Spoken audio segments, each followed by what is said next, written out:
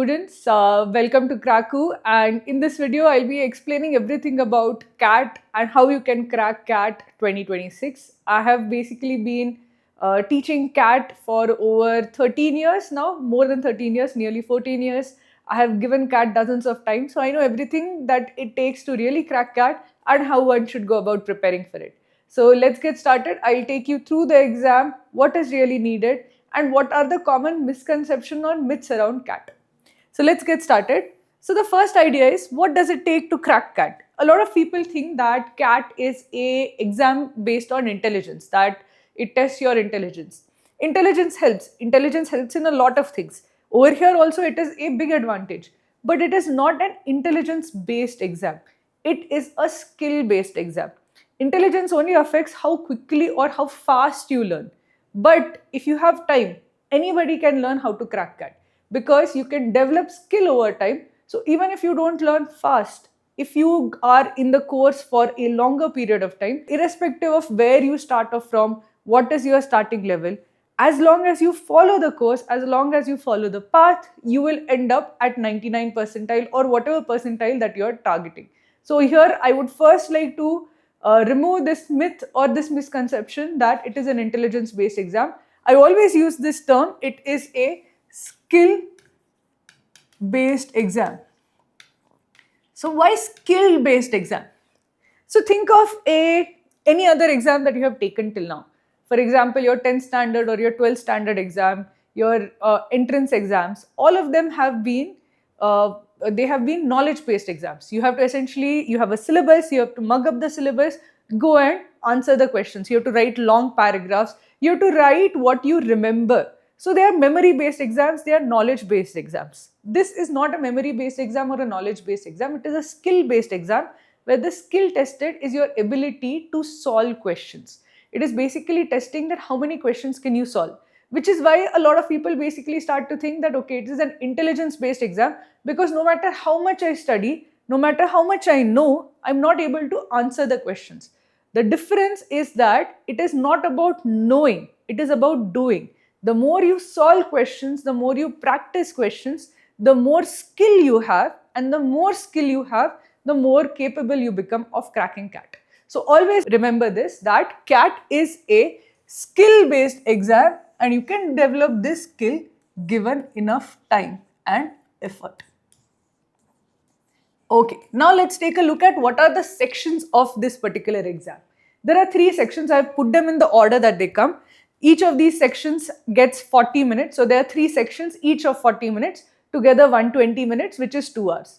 So these 3 sections, individually you have to do well in them. Overall, your score also has to be good. So overall, if your score is good, individually in each of these sections, your score is okay, then you will clear the cutoffs. And after you get this score, after you get clear individual cutoffs as well as the overall cutoff, then you will get calls from B schools, which will shortlist you based on the criteria of your CAT score. So let's take a look at each of these 3 sections. Let's see what is asked in this section, how many questions are there, how to prepare for it. So let's take a deeper look. So the first section when you start your CAT exam is the verbal ability and the reading comprehension section. It has, as I mentioned, each of these has 40 minutes, and in this 40 minutes you get 24 questions. So you have to solve 24 questions in 40 minutes. Seems like very little time to do it. But the idea is that nobody ever really solves the entire section. Most of the time people solve like 20 questions, 22 questions, 23 questions. If they are toppers, they will solve 24 questions. But most of the time they come close to solving the whole section, but not really the whole section. Of these 24 questions, there are 16 questions which are based on reading comprehension. And the remaining 8 questions are based on verbal ability. So what is verbal ability? This includes para summary, which I call PS, then para completion, that is you have to insert a sentence in a given paragraph, then TETA para jumbles. Don't worry about all of these acronyms I'm writing, I'll explain each one of them in detail, and then OOC para jumbles. These are parts of your verbal ability, that is I'm calling VA, and you have 16 questions from RC. So what exactly is being tested in this entire section? What is RC? What is VA? What is being tested? What would actually be needed to crack the VARC section? what is being tested are two important skills. The RC and the para summary test your comprehension skills.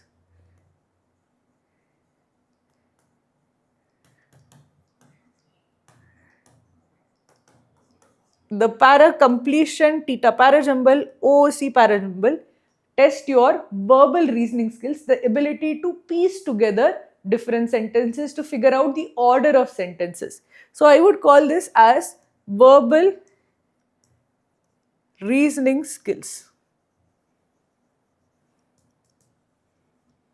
Okay, so these are the two skills. How do you build them? How do you actually do well in this particular exam?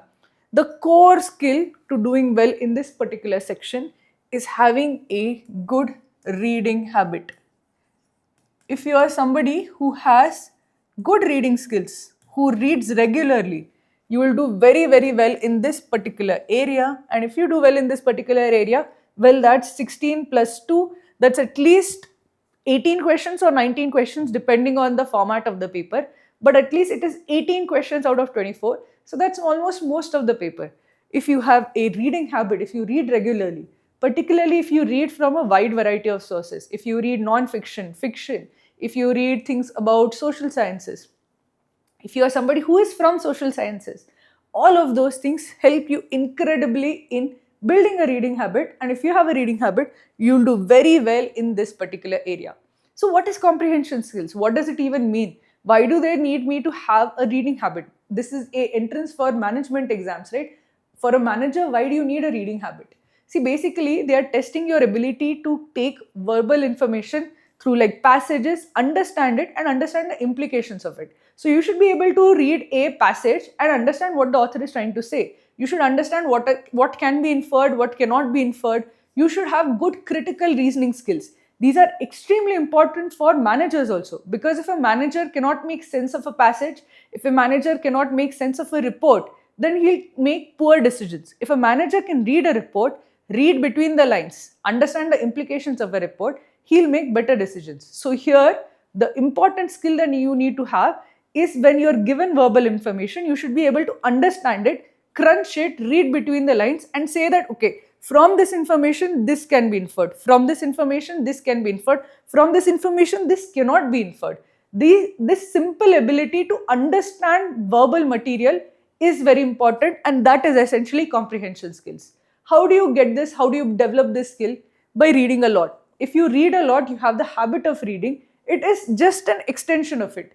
So here it is like mindful reading. Not reading goes in, goes out. No. Reading, it goes in, you think, you contemplate it, understand it, crunch it, and then you can forget it later on. But that whole process of understanding the information, like you crunching the information, you understanding, okay, what does this imply? That builds your muscles of comprehension skills. That will build your comprehension skill ability. So if you really want to ace this section, the idea or what you should really think of doing is basically reading a lot. If you read from a wide variety of sources, your comprehension skills will improve over time. If they improve over time, this entire section you're going to do very well in. How do you read? Where do you read from? So we had a lot of students struggle with this. So we have basically made a free source for this, which is our CAT daily articles. This is basically the articles from all over the internet. We basically select them, make sure that we compile a list of great articles that you can read, that you can refer to, that you can essentially do this process of comprehension skill, this muscle building, you can do on these daily articles. We basically every day we put 2 or 3 articles which are good quality articles for you to read. And now there is a huge bank of articles. So if you are now looking at it, you can read not just 2, 3, you can read many more, because now we have collected a huge bank of articles that we keep adding more and more to. So the point of these daily articles are, these are essentially good quality essays, articles from across the internet, which we found very interesting to read. And whenever it is interesting to read, it is also very interesting from the perspective of the CAT exam. Because if it is interesting to read, it is thought-provoking. If it is something that you can actually think over, you can use it to build your comprehension skills, and it can help you overall in cracking CAT. This is completely free. This is not part of our CAT course. Anybody can use this, and I would always recommend for those who are preparing for CAT 2026, make a habit of reading daily. Make it a habit of reading 1-2 articles every single day, because if you read daily, right, you can basically make sure that your comprehension skills are in order, and CAT 2026 is like some distance away. By CAT 2026, you will have such a lead over everybody else when it comes to reading and thinking, that if I start in, say, April of 2026, or like say June of 2026, it's difficult for me to catch up. It is difficult for me to catch up with somebody who has been like practicing this from December of 2025, or from like say Jan of 2026. Building this takes time. Building reading skills takes time. So the earlier you start, the bigger advantage you have, the bigger competitive advantage you will have. So first, make sure that you do this daily, that you do 1 to 2 articles every single day. Now comes the second part. How should you read? Okay, I told you where you should read from, but how should you read? So how you should read is that you should basically force yourself to not just read, but think. Now, if I'm trying to force you to think about what you're reading, how would I do that? I'll ask you that for everything that you read, write down a few words of what you have just read. What did the author say in this paragraph? What did the author say in this paragraph? So that is why I always recommend something which is called as active reading. What is active reading? Active reading is basically for every paragraph that you read. Suppose this is the first paragraph, second paragraph, third paragraph of the article. For every paragraph that you read, write down a main point. The main point need not be a huge sentence or a summary. It's not a summary of what you have read. It's basically like say 6 to 7 words describing what is there in the paragraph. The fewer words that you use, max 10-15 words, but don't write a huge paragraph. For if you are distilling one paragraph into another paragraph, there isn't much thought put into it. The idea should be that you distill one paragraph into one short liner. So you should not think for too much that, okay, what is the perfect word choice, or how do I perfectly encapsulate the heart of the paragraph. You should basically think of what is given in the paragraph and write like 6 to 7 words about what is given in the way that suits you best. The idea of these main points is not like I'm asking you to write a summary which will then be published or anything of that sort. This is a guide for you. Think of it in the way that you are going, or you're traversing a journey and you're drawing a map of where you're working. You have to basically put indicators that help you. So that I took 20 steps. Just put 20 steps. If it helps understand what is there in that particular journey. So over here also, I want you to understand that I just want you to write a brief line about what you took away, what was the main point that you took away from that particular paragraph. A lot of people put the TLDR version, right? I want you to write down the TLDR version of every single paragraph you read. What it forces you to do is, the whole point is that this summary has no point. This main point has no value. But the whole process of writing down the main point forces you to think about what is important. It forces you to think that in this paragraph, what is the one important thing? Because whenever a paragraph is written, everything is not equally important. Most of the time, most of the things are fillers. The author makes a point, then he gives evidence or arguments in support of it. The author is trying to arrive at a point, but he will give some supporting arguments beforehand. So all the details that the author provides are not important. What is important is the point he is trying to make. What is the author trying to say? So just write that down, and when you try to think what is the author trying to say, when you try to actually contemplate that, you are building these skills. Each time you do that, right, the comprehension skill muscles become stronger. So I want you to read regularly 1 to 2 articles every single day, and for each article that you read, write down this main point. I have always encouraged like my students to maintain like one register, like one notebook, and for each day and each article that they write, basically in the notebook, write down the main points for each article that they have read. Write down the date, write down the main points, maintain this notebook. If for nothing else, on the actual exam day, when you give CAT 2026, you're going on CAT 2026 exam day, you look at this notebook, you will get a lot of confidence. You've put in so much hard work.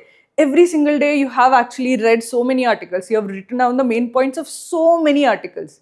You would have so much knowledge that you would get so much confidence from it. So please make a habit of this. This is a very, very effective habit. Now, This is for the comprehension skills part. What about the para completion, theta para jumbles, OSC para jumbles? I've mentioned that it is verbal reasoning. So what do I mean by verbal reasoning? Verbal reasoning is basically the ability to connect sentences. So if I give you 3 lines, okay, line 1, line 2, and line 3. The ability to say, okay, line 1 and line 3 form a pair.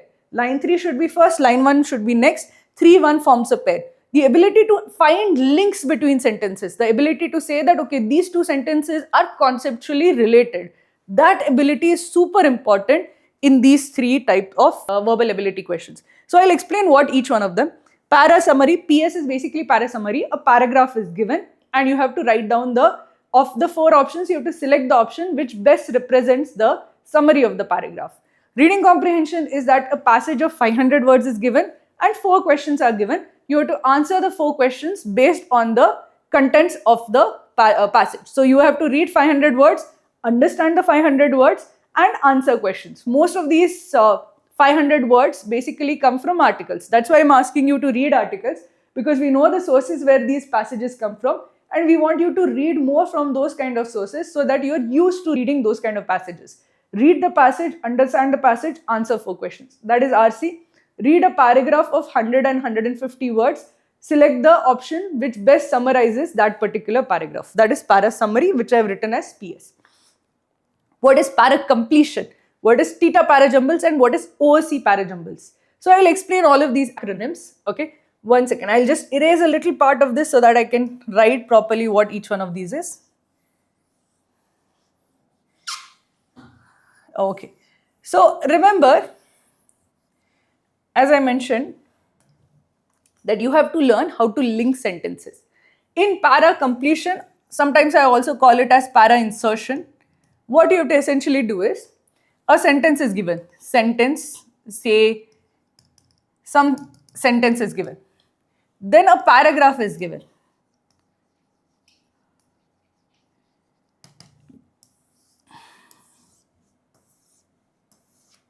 You have to, in this particular paragraph, 4 blanks will be given. 1 blank, 2 blank, 3 blank and 4 blank. In a para completion question, I just have to identify among these 4 blanks, this given sentence, where does this sentence fit the most? In this blank does it fit? In this blank does it fit? In this blank does it fit? In this blank, which blank does it fit? So essentially what they have done is they have taken a paragraph, they have removed a sentence. Somewhere in the middle of the paragraph, they have removed the sentence. They have given that sentence out of place and you have to find the actual place of the sentence. How do you do that? You have to identify, okay, this given sentence, what is it linked to? Conceptually, where should it come? Is it something that, okay, has the author already talked about the subject a little? Has he introduced the subject? Is it too early to talk about it? Is it too late to talk about it? If there are any pronouns in this, what are they linked to? So if a pronoun like they, them or it is given, it refers to a particular noun, right? Where is that noun in the given paragraph? You have to use all of these like detective skills to figure out the right place for this particular sentence in this particular paragraph. This is basically para completion or para insertion. So what kind of skill is this? This is rather odd, right? Why would you ask this of a manager? The idea is that you should be able to spot logical links between sentences. This is basically verbal reasoning. You get verbal information and like logical reasoning when you have arrangements, right? You have to solve a puzzle or you have to find in what arrangement should you put people. This is essentially verbal arrangement. You have to figure out the arrangement or ordering of sentences. This is even easier. This is the easiest form of verbal ordering. A slightly more difficult form of verbal ordering is when you are given either theta parajumbles or OSC parajumbles. PJ that I've written stands for para, that is like for paragraph, and jumbles, basically saying that it is a jumbled paragraph. So para jumble I put as PJ, okay. Then I have 2 types of PJs. There is theta parajumbles and there is OOC parajumbles. So what is theta? What is OOC? Theta stands for type in the answer type. In fact, this has nothing to do with parajumbles itself. This is essentially a theta parajumble, is where you have to put in the entire order of the sentences. This OOC is out of context. This word theta actually is not related to parajumbles, but it is a format of the question. If you consider in CAT, there are two types of questions. There are MCQs, where it is multiple choice questions. You are given multiple choices, you have to select one of those choices. The second option or second type of question is theta, where instead of being given 4 options, A, B, C, D, as such, instead of being given 4 options, that you have to select the correct option out of 4 options, what is instead given is that you are given a input box. So you will be given, instead of being given a button and you have to select the correct button out of 4 radio buttons, instead you will be given a input box, and in that input box you have to type in the answer. So you have to answer, like, say, okay, the order of the sentences should be 3, 1, 2, 4. So you have to input this entire value and then save the answer. So you do not have to select out of 4 options. You don't have to select one option out of 4 options. You in fact have to write in an entire string of answer. This is basically called as type in the answer type. So your answers in this theta parajumbles has to be put in an input box, and it will be basically, you have 4 sentences that are given. You have to tell what is the right order of the sentences. So you will be given 4 sentences, 1, 2, 3 and 4, and then you say that if I have to form a paragraph out of these 4 sentences, I can form a paragraph, a coherent paragraph, if I order the sentences as 4, 1, 2, 3. So the correct order of these sentences is basically the answer. So what do you have to do? You have to read these 4 lines. You have to identify links between these lines. You should say that, okay, 4 and 1 are linked to each other, because something that is given in 4 is also given in 1, and it is expanded in 1. So 4 should come first, then 1 should come next. 4 and 1 introduce a particular topic, so they should be at the start. Now it should be either 3, 2 or 2, 3. Okay, I see the links between the sentences and the order should be 2, 3. So then 4, 1 introduces the topic, so it should come first, 4, 1, and then the order should be 2, 3. So then I should input the answer as 4, 1, 2, 3 and save the answer. This is basically type in the answer type of question. OOC parajumble is slightly different. Instead of giving you 4 sentences, they will give you 5 sentences. 1, 2, 3, 4, 5. The key over here is that 4 of these 5 sentences will make a paragraph. So I can say that 4, 5, 3, 2 makes for a coherent paragraph. If I order 4, 5, 3, 2, I get one proper paragraph where all the sentences are linked to each other. They make for a coherent paragraph. Sentence once does not belong to this paragraph. It is taken from some other paragraph or might be taken from an entirely different source also. So sentence 1 becomes the out of context sentence or the odd one out.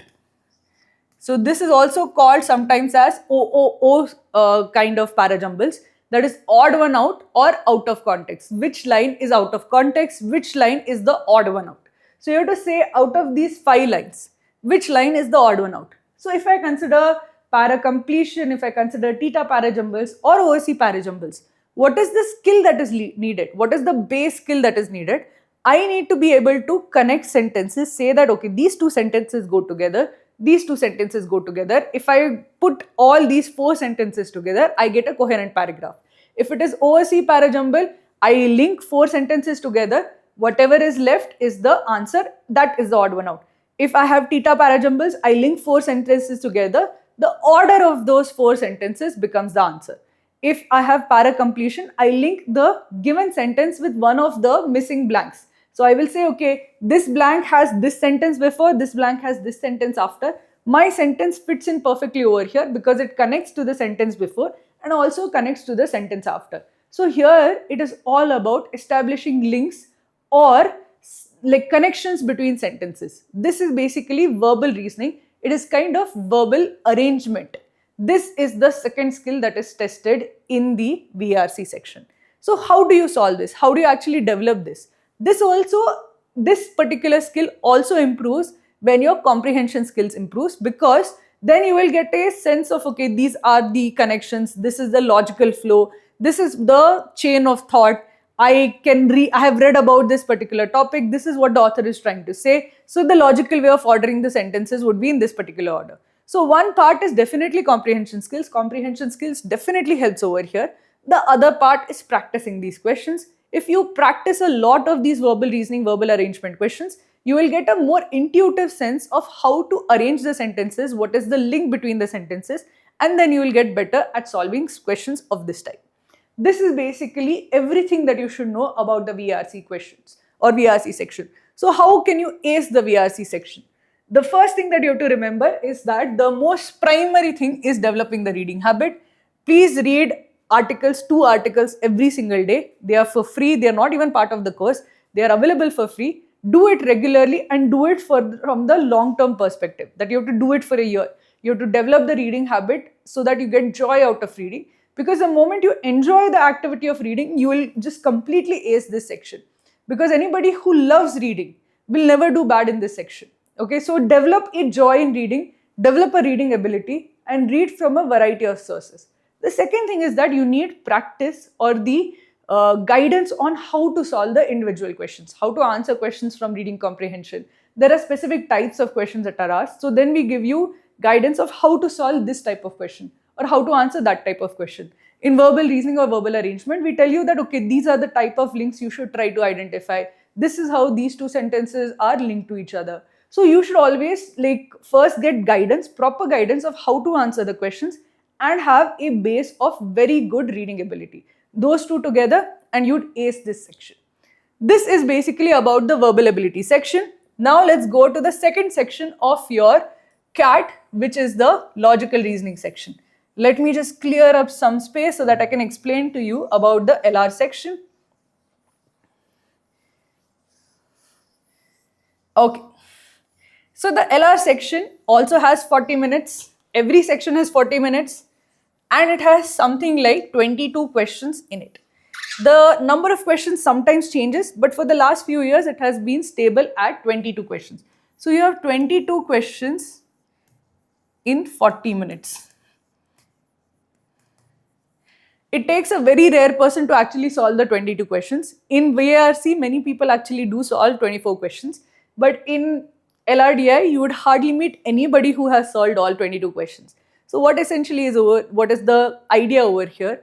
You will be given either 4 or 5 sets in this particular section.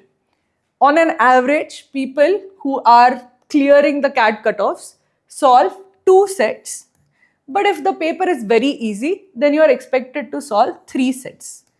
But 3 is rather rare. In the history of CAT, mostly 2 sets solved correctly are sufficient to clear the cutoffs for the DILR section as well as to clear the overall cutoffs. So what I would say is that in most years, 2 sets was sufficient, 3 sets would be very good. If you are able to do 3 sets, that is excellent. Which means that out of 4 or 5 sets given, mostly 5 sets will be given. So out of 5 sets given, you have to solve 3 sets. So about 60% of the section has to be solved. So it's not that you have to cover 100% of the syllabus, right? You don't have to cover all or answer all the paper. To do really well, you have to solve 60% of the paper. That sounds easier, right? That sounds doable. The idea over here is that logical reasoning and data interpretation is one of those sections where each set takes around 10 to 15 minutes if the set is on the easier side and 15 to 20 minutes if the set is on the harder side. So each of these sets is very time consuming. So a lot of students will be able to solve most of these sets. They will be able to solve all of these sets. If I shut off the timer, most of the students are able to solve all of the sets. But under pressure, under timer pressure, when one question takes 20 minutes, it is going to shake your confidence. It is going to take a lot of confidence and ability to solve the sets in logical reasoning and data interpretation. So what exactly is asked in this particular section? So basically, one way to think of this section is that it is a lot of puzzles. Puzzles, why are you asking puzzles for managers? What is the point of puzzles for managers? Why should a manager know how to solve puzzles? The idea is that you should be able to understand logical information. If any logical information is given to you, you should be able to manipulate it properly. So for example, I'll give you a puzzle where if you have something which is called as a team selection puzzle, okay? You will be given rules that you have to select a team of 4 from out of like say 10 people, but there are some rules that if A goes, B also goes. If B goes, C and D cannot go. So this is basically a team selection puzzle. This essentially tells you that okay, some amount of logical information is given. I have to compress the information so that I can like say that okay, this is a potential answer or this is another potential answer. If you're a manager and you have logical limitations that okay, some things cannot occur together, you should be able to compile them together. You should be able to put them together and make sense of it. This is basically what you are tested on in the logical reasoning and data interpretation section. One part which is logical reasoning is this puzzles. The second part, data interpretation, is your ability to read information which is in the form of tables, charts, and also sometimes caselets. That individual numerical information is given. And you have to take this numerical information and crunch it. That is, what is crunching of information? You should be able to identify missing values. You should be able to calculate any metric as such. Calculation of metrics, calculation of anything which can be calculated by combining two or three together, two or three values together. So this is basically what is called as data interpretation. Data is given in the form of a table, in the form of a caselet, which is like a paragraph. Data is given a lot of times in form of charts. You should be able to read the chart, understand the chart, be able to convert it into a table, or read the table, understand which values are missing, how we can infer the values, and essentially complete the tabular information. If you are able to understand how to properly tabulate the information and complete the table, this part is super easy. The idea of data interpretation is that convert all the numerical information into a tabular format, fill in the missing values, crunch those values, get the required answer. Crunch the values saying that okay, if they are asking revenue is given, expenses are given, profit is given, they'll ask you okay, what is the profit rate of increase in profit. So you can say okay, revenue minus expense is profit. If I take profit of first year and profit of second year by profit of first year, minus 1 into 100% is the percentage increase or decrease. All of this is basically number crunching. So number crunching is also a big part of your DILR section.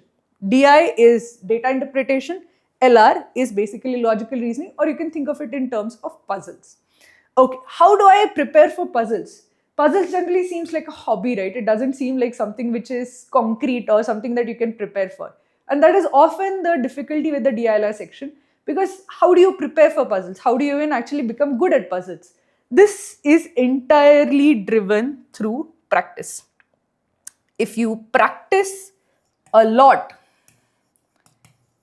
you develop something which is called as muscle memory of puzzles.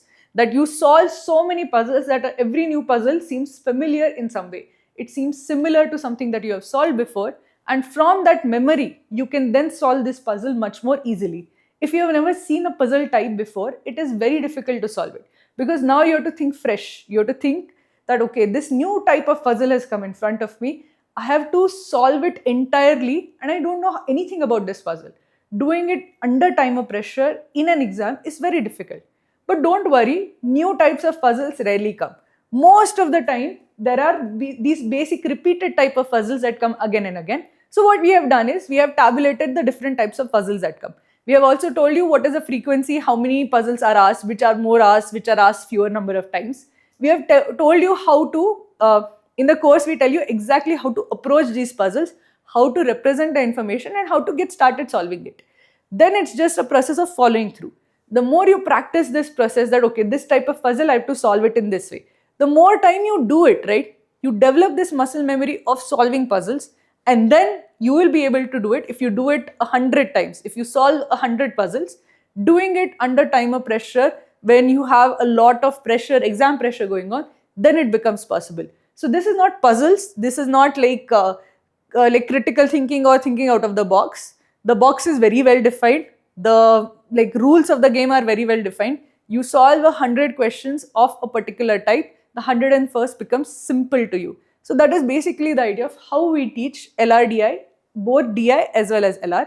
we have tabulated each type of LR set that comes. So there are arrangements that come, linear arrangements, circular arrangements, then you have quant puzzles, Einstein puzzles, then you have like scheduling puzzles, you have team selection, you have games and tournaments. We have identified, okay, these are the broad themes.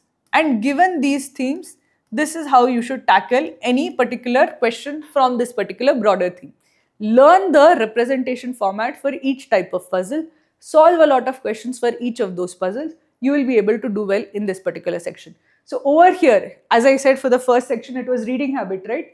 Over here, it is practice. Practice is king over here. Practice basically makes all the difference. Now let's come to the third section. The section which most of you would be able to do with the least amount of practice or the least amount of external help, which is the quant section. This is true for engineers. Many engineers don't require a lot of help for the quant section. But if you are somebody who is a non-engineer, this is basically the section which is going to cause you the most amount of grief. Why is this the case? What is the quantitative aptitude section? It is essentially maths. And to be more accurate, it is 10th standard maths. Then you would ask, ma'am, if it is 10th standard maths, why do you need to study for it? I've done 10th standard. But the idea is that they don't ask simple maths. No, they won't ask, okay, this is the formula, direct application of the formula. They will basically make it twisted and convoluted so much that you have to combine 3 formulas together to get the answer. So even if you know a single formula and how it is to be applied, it is still very difficult to answer these questions. So while the concepts are based on 10th standard maths, the level of thinking that is required is not of a 10th standard student at all. So this is basically maths, which is at a 10th standard level, but the difficulty is much higher. For students who are from an engineering background, because your familiarity with maths has stayed on from 10th standard to 12th standard, and after 10th, 12th standard also first year engineering, many of you have had engineering maths. The advantage for engineering students is that they are still somehow in touch with maths. Maths is not like oh, it happened so many years ago. Just the fact that it is more recent gives you a small advantage. It's not a huge advantage, it's a small advantage. It is a small disadvantage for all the students who come from commerce background or arts background. They have to now start from scratch for maths. It's been some time since you have touched maths, so it's like, okay, it's a distant memory for all of you. So now you have to basically go and refresh maths, and you have to solve a lot of questions from maths. So what is basically asked in quantitative aptitude? You have arithmetic questions. You have questions from algebra. You have questions from geometry. You have questions from number systems. You have questions from PNC, probability. I would rather call it as modern maths. Okay, that is everything from logarithms, PNC and probability. Okay, these are roughly the overall sections within the quantitative aptitude. Now arithmetic, most of you are already familiar with. Okay, he is going at this speed, that person is coming at this speed, when do they meet, or when will they, at what point they meet. These are simple time, speed, distance questions or ratio and proportion questions, not difficult questions. But it has been such a long time for even the engineering students that you need a lot of practice to actually do this fast. Same with algebra. Algebra questions are slightly harder questions that are there in quant aptitude. Geometry questions require remembering a lot of formulas. They are not inherently hard questions, but remembering which formula has to be used where is the trouble in geometry. Number systems can be easy, can be exceedingly difficult. There is no in between. They are basically 2 different levels. One is HCF, LCM. They are easy questions from number systems, or some very difficult questions based on, say, either remainder theorems, etc. Modern maths, a lot of people struggle with modern maths because they have had very little exposure of it. So when I say probability or PNC, many people are just like, went over the head. I don't know anything about modern maths. So these are roughly the heads. But you can see that, okay, these are not difficult topics. They are not difficult because you understand, okay, there are formulas, you have to remember the formulas, you have to know the application of the formulas. So where is the difficulty coming from? The difficulty is coming from the level of application that is required. Say if I have a formula directly there, okay, speed is equal to distance upon time. If they give me distance, if they give me time, I'll calculate the speed. What is there to it? It will be very easy. But they won't give me distance, they won't give me time. They'll give me that, okay, one person is traveling one distance, another person is traveling another distance, one person is taking T1 time, then he comes and meets another person, they have some rest and then they go back. So they will convolute it to such an extent that you are no longer able to apply a direct formula. You have to now then break it into several parts, apply individual concepts, bring them together to get the final answer. So over here, the issue is not the complexity of the formula or concept itself. It is basically the complexity of application of the formula. You have to think a lot about the application. And how do you learn application of the formula? Because application is infinite. There are many hundreds of ways in which I can complicate things, okay? I can, instead of having 2 people meet each other, I'll have 4 people meet each other, 5 people. There is no limit to complications. So how do you actually solve these kind of questions? If it is not formula based, it is not knowledge based. It is basically based on a lot of practice. Again, practice comes here. Solving a lot of questions. Because there's only a limit to how much things I can possibly do. If I start doing 10 people meeting each other, it cannot be solved. So again, I'll have only 2 people meeting each other. Now, how many different ways can I have 2 people meeting each other? I can have that they are traveling in the same direction. Okay, one way. I'll have they are traveling in opposite directions. Okay. I'll have one starting at 8 o'clock, other starting at 9 o'clock. Okay. Third way. One starting at say 8 o'clock, other starting from 9 o'clock in the opposite direction. If I consider all permutations and combinations of how many complications I can do, there'll be like say 50 different versions I can draw. By the 51st question, you would have seen some version of this already. You would have understood that if something is given in this way, you have to basically do this. If he starts 2 hours later, you have to take the first 2 hours separately and the next part of the journey separately. So essentially, no matter how much I complicate it, after you have solved a certain number of questions, I can no longer surprise you. If I am the paper setter, if you have solved 100 questions, I can no longer surprise you because somewhere you have understood how to solve that particular question. Maybe still at 100 questions, you might still take a lot of time to remember and apply it. 200 questions, you'd be very comfortable. 300 questions of time, speed and distance, you will be like the king of time, speed and distance. There is nothing a paper setter can do to you that will trip you or that will challenge you. So what essentially does this become a game of? This becomes a game of how many questions that you have solved. So then it basically is that how many questions can you solve? If you start in May or if you start in June, you can't solve that many questions. But if you start in December and January, you can solve tons of questions. You can completely beat your competition in the number of questions that are solved. We have over 15,000 questions in our study room, which is our question bank. Okay, this is our question database, which we call study room. There are 15,000 questions. Forget 15,000 questions. If you even touch, say, 9,000 questions, nobody can touch you in quant. You will be like the best solver in quant. If you just even hit anywhere near, like say 3, 4, 5,000 in quant, you would be much ahead of any of your competition because quant will no longer surprise you. So what does this become essentially? What is required in quant? It's just practice. You just solve crazy number of questions and no complication that I introduce will trip you up. This is basically what quant is there. Again, in quant, you have 40 minutes and you have 22 questions. There are people like Maruti who do all 22 questions, but it is not really required. Of this, if you are able to do anywhere between 12 to 16, this would be considered as a good attempt. 12, when the level of the paper is very high, 12 is a very good attempt. If the level of paper is slightly easier to moderate, then 16 is a very good attempt. Anything 16, 17, 18, all of these become good attempts when the paper is an easier paper. So you can see that you don't have to do the full paper, but being able to do even a single question will not come easy. It will be hard fought. You have to basically win each of the questions through a lot of practice. There is no that, okay, I learned a formula, I applied a formula. It will never be like this because there is no direct application of formula ever in a single CAT question. Every CAT question is like, okay, 3 things come together and then suddenly you are able to find the answer. So you have to essentially develop that ability to solve complicated questions like this. Okay, so now that I have covered, okay, what it takes to crack CAT, I've explained to you the entire about the whole CAT process, all the skills, probably scared you, but maybe probably given you a good hold of what is really needed. It's not very difficult, but it's not trivially easy also. It is somewhere in the middle that it requires 5 to 6 months of sustained effort to crack CAT. And if you are somebody who gives in 1 year, takes 5 to 6 months of sustained effort to crack CAT, but if you give 1 year, then you will completely crack CAT. You will go far beyond anybody else in your peer group.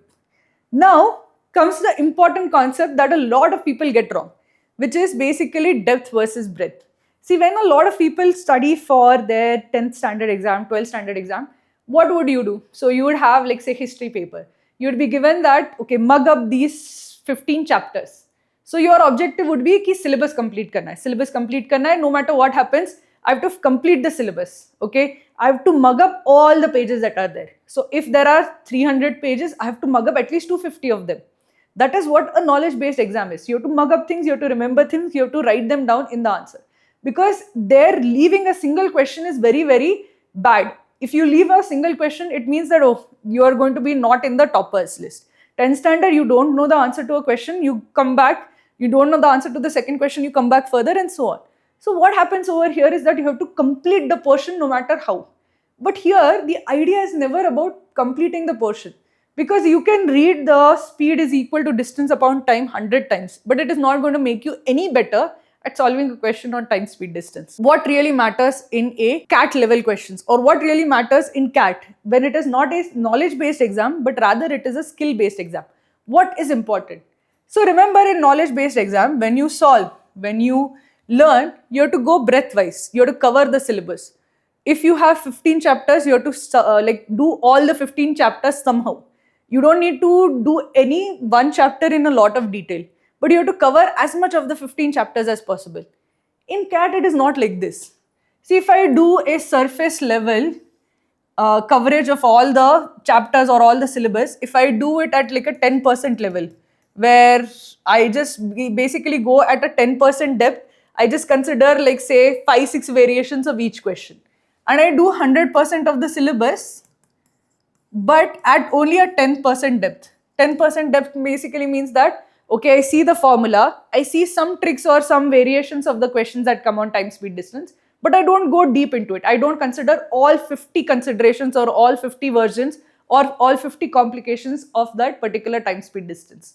What will happen is that this will help me answer easy questions out of the all the questions that are there. I can answer only the easy questions of the topic.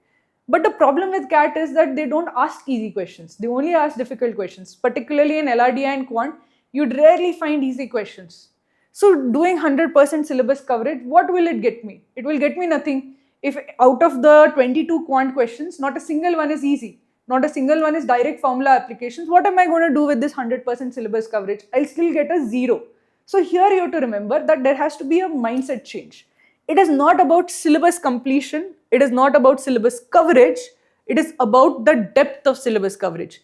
So consider each of the parts of the syllabus. When you do arithmetic, go deep.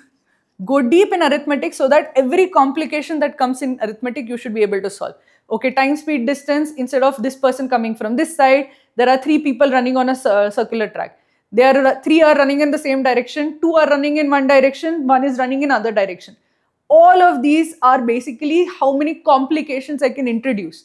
Do all these different complications till the point that you have solved so many questions that they start to repeat themselves. If you go deep in arithmetic to 100% depth, what will happen? Any question comes, and out of 22 questions, there are at least 5 to 7 questions from arithmetic. You go deep in arithmetic to the level that every question you have seen every version of the question. These 5 to 7 questions you suddenly are able to solve because you went deep in arithmetic. Then second, you say now after doing arithmetic, you pick algebra. Okay, I'll go deep in algebra.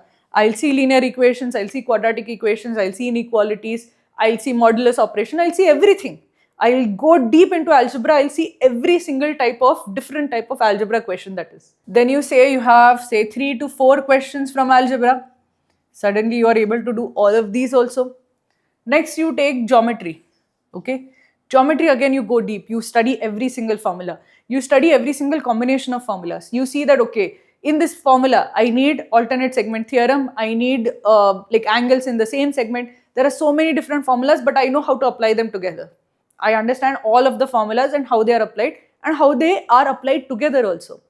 I go deep 100% into geometry. Another 2 to 3 questions.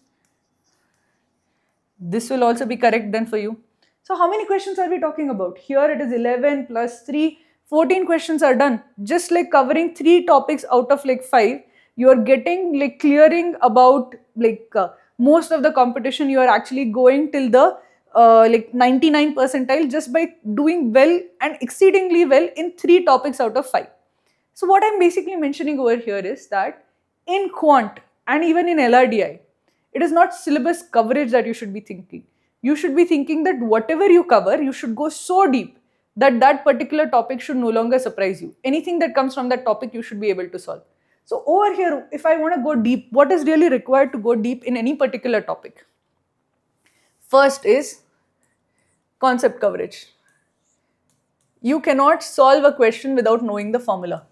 So the first thing always is concept coverage. You have to see the concept, you have to understand the concept, you have to learn the formulae, you have to learn in LRDI, you have to learn how to like represent the puzzle, how to solve or approach the puzzle.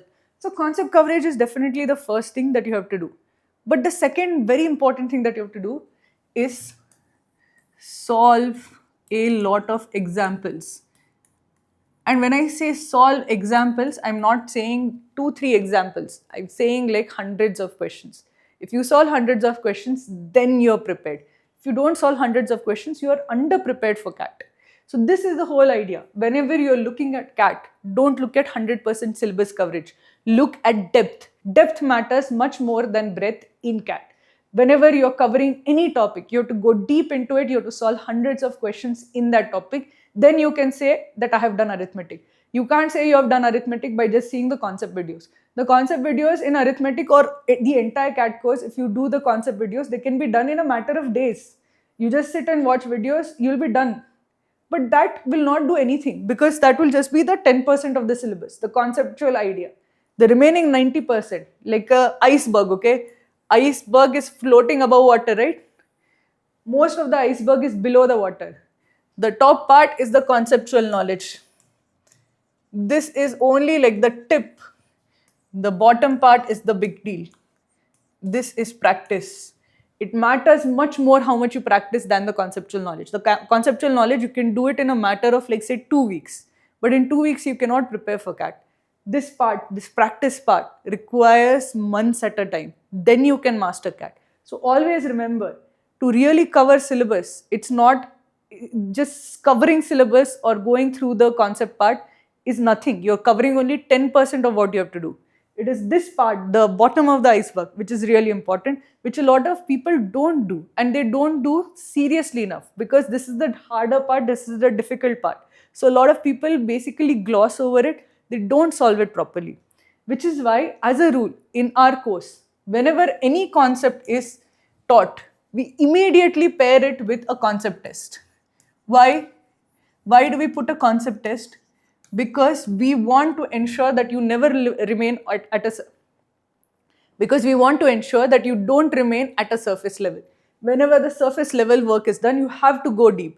If you don't do well at the concept test, you can immediately understand that I didn't understand the concept, I should see it again.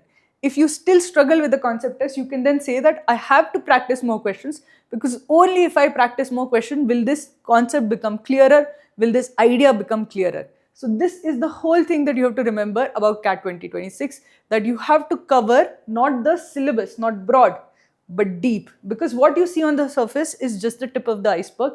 When you go deep, you actually see what you have to do. Let's go to the next part, which is the course material. Okay, I've told you that, okay, you have to learn, you have to practice, there's conceptual coverage, there's practice. But what does each of these things mean and how do you go about it? See, the 3 pillars of your CAT preparation are learn, practice and test. There's a third thing also, okay? Don't worry, that's not just learn and practice, there's one more thing. So what are each of these and what is the importance of each of these? See, learning is basically you see the concept videos. In the concept videos, I explain every single concept that is there. There are 200 plus concept videos. So these concept videos build the foundation, build the base. But that alone will not be sufficient for you to actually solve questions on your own. It's like I am telling you how to swim, but you will not learn how to swim until you get in the water. But at least you have to have some idea that, okay, this is like how I have to move my hands, this is how I have to move my legs. So that basic idea is given in the concept videos, which is part of the batch task. So here we'll tell you every single day. If you join our course, we give you a daily schedule. In the daily schedule, we see that today you have to do these things. So in that schedule, we'll say that, okay, today you have to attend a live session from 8 to 9 p.m. Or we'll tell you that today you have to see this concept video and take this concept test. The whole point of this is that we are building the conceptual foundation. So either through live classes, which are there daily, every single weekday we have live classes, we tell you that, okay, these are the concepts, we walk you through the concepts, we explain everything to you, and we also solve a lot of questions with you. So we teach you through the way of examples how to solve different things. The second part is through concept videos. Concept videos tell you the formula, the fundamentals, the foundation, everything is properly explained so that at least you know that this is what I have to do. This is the learning part. This is 10% of your preparation. This has to be done because without this being done, this cannot be done. Unless I tell you how to actually swim, you can't just jump into the water and splash about. So you have to cover this. Once this is done, we have a huge study room, as I mentioned, for practicing. It has tons of questions. There are more questions than you can possibly solve. I know a lot of students who have spent a year solving and they have come very near to solving the entire study room, but still it is more questions than you can solve. But I would still encourage to take it up as a challenge that try to solve the entire study room, because if you go even close to the sun, okay, if you shoot for the stars, you will still at least end up higher than anybody else. So I would say that try to solve as much as possible from the study room because it is excellent practice, and the more you solve from the study room, the better marks you're going to get overall. The second source, a big source of practice, is the daily target. So what is the daily target? So we saw that, okay, a lot of people when they start with a lot of enthusiasm. They will start and they will go and they will see the concept video, they'll go to the study room, they will solve a few tests from the study room. It will last 1 week, it will last 10 days. After that, the habit of solving just recedes into the background. They don't develop a daily habit of solving. So to solve for that, or this is a problem, we need a solution for that, we came up with something which is called a daily target. The daily target has 3 tests. That is 1 quant, 1 LRDI and 1 VARC. This is 5 questions each. So you will have 5 quant questions. This will be 1 LRDI set, so 4 to 5 questions. And 1 VARC can be 1 RC, which is 4 questions, or 5 VA questions. This is basically the test. 3 tests every single day. Just if you follow the daily target, and the daily target is taken by over say 7,000-8,000 students. These are basically, if you consider out of the 3 lakh students who take CAT, there will be about 15,000-20,000 who are really serious. 7,000-8,000 of them regularly take the daily target. Every single day you will see thousands of students take the daily target. This is basically the hallmark of a serious student. Any student who does daily target every single day without fail is a very, very serious student. That is a sincere student. This basically solves the problem of what should I do or how should I do it? How often should I do it? Just do the daily target every single day without fail. You will for sure have solved, by the end of the CAT journey, you would have solved thousands of questions. Very close to thousands of questions, because if you consider say 250 into 5, at least you would have solved 1250s through each section. Into 3, around 4,000 questions overall. 4,000 questions is a huge number when you consider how many questions, how much time each of them take. So if you just do the daily target, you would have solved thousands of questions. It is an excellent habit to have, and I always feel that any serious student I have ever met has done this religiously, has done it very, very regularly. So consider this as part of your daily routine. These 2 are the foundations of practice. Practice basically means the daily solving of questions the solving of questions to build ability. The third pillar of your CAT preparation is the mocks and sectionals. So this is, all of these three things are part of your complete course. If you take complete Kraku, the entire journey is there. But you can have daily targets separately also. You can buy daily targets separately also. You can buy mocks and sectionals separately also. But I would always suggest that take the whole package so that you are able to do everything end to end. If you have any questions about our CAT course, if you want to know how to actually solve questions or how to actually so if you have any questions about our CAT course, if you want to know that, okay, what kind of course is right for me, what do I need to take, if you're a CAT repeater and you have specific needs, or if you're a beginner and you need more hand holding, just contact the number that we are showing on the screen. So this number, if you contact, you will be put in touch with an academic counselor who will guide you about which course is right for you, what would help you, and what you need to do to crack CAT. Okay. Now, the third pillar is basically mocks and sectionals. So mocks and sectionals together tell you the tests that you have to take. See, even if you know how to solve a question, solving a question without timer and solving the same question with a timer are two complete different experiences. How to solve questions with timer pressure, what should be your exam strategy, what should be your attempt strategy, which question should you do first, which question should you do best, which question should you do first, which question should you leave for later.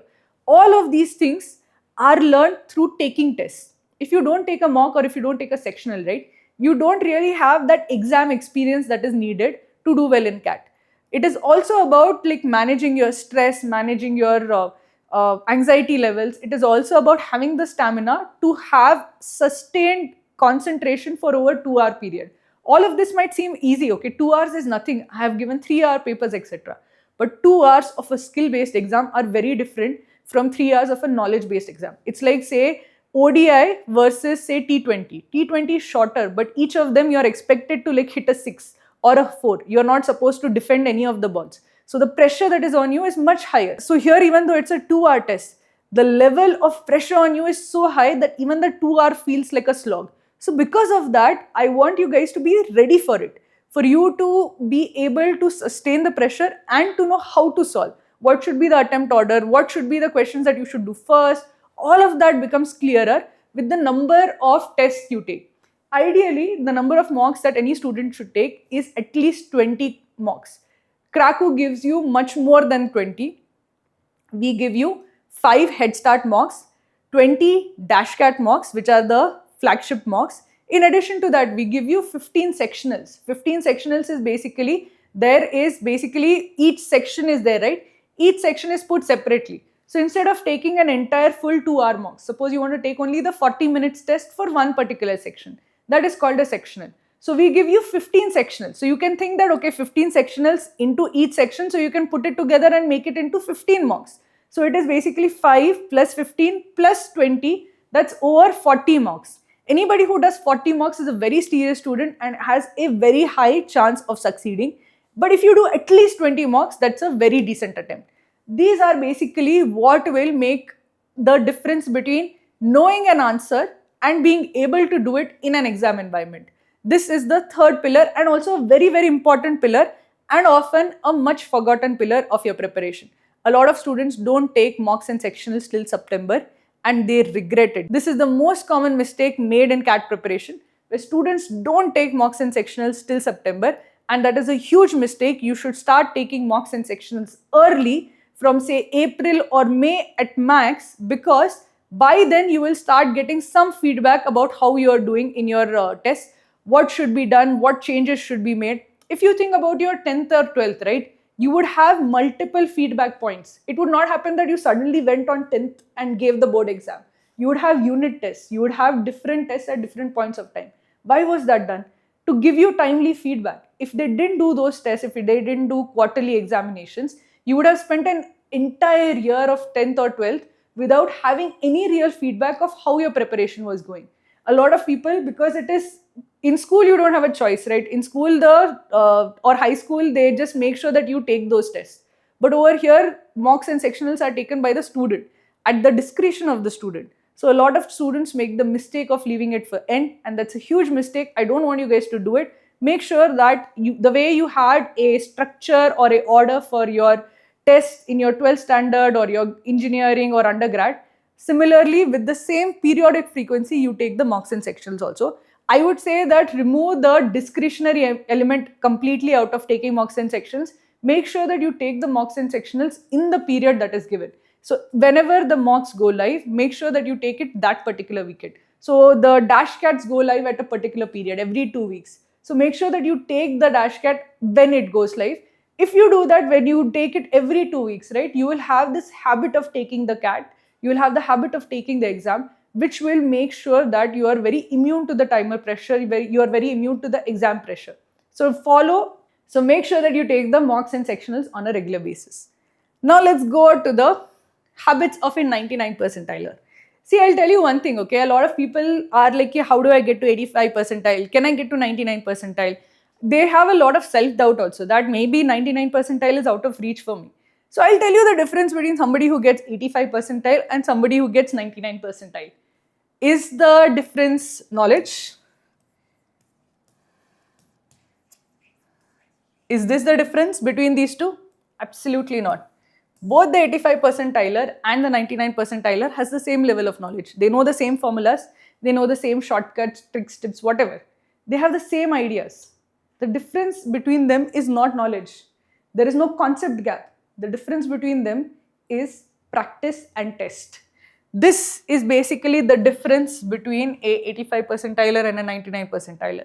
Practice. And I know this from seeing students who are repeating.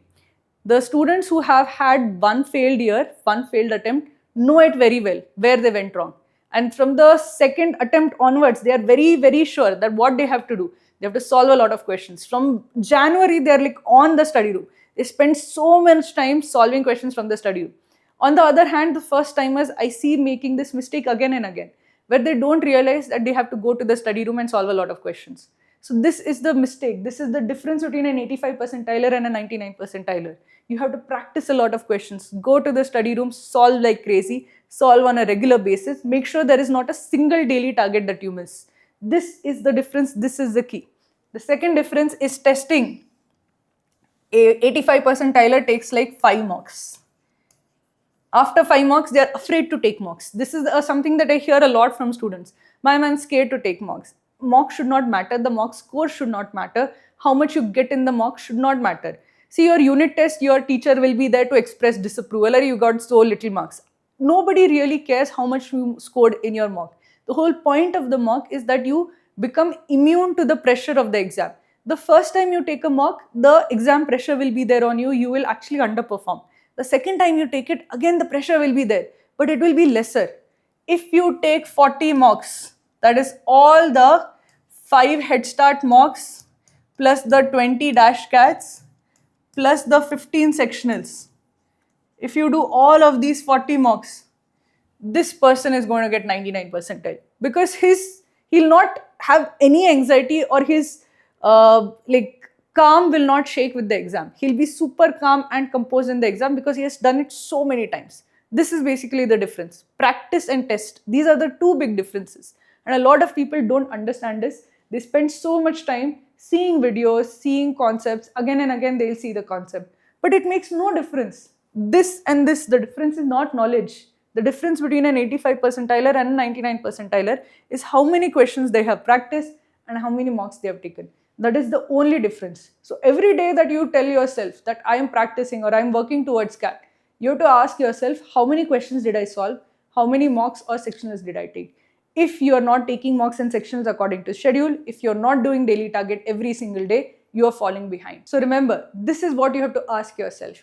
Am I succeeding? Am I solving every single day? Am I taking mocks and sectionals regularly?